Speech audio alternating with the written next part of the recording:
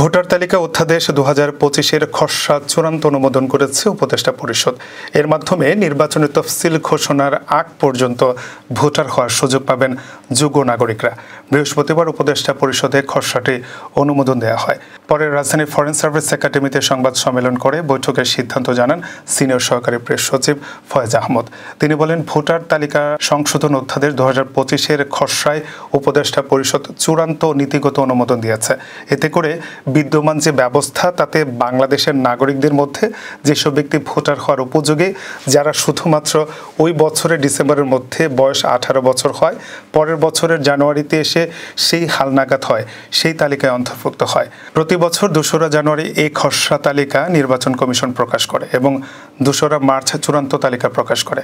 তাহলে দেখা যায়, পরবর্তী সময়ে যে নির্বাচন অনুষ্ঠিত হয়, সেটি অনুষ্ঠিত হওয়ার আগে যেসব নাগরিক 18 বছর বয়সে পৌঁছান, তারা ওই ভোটে দিতে পারেন না।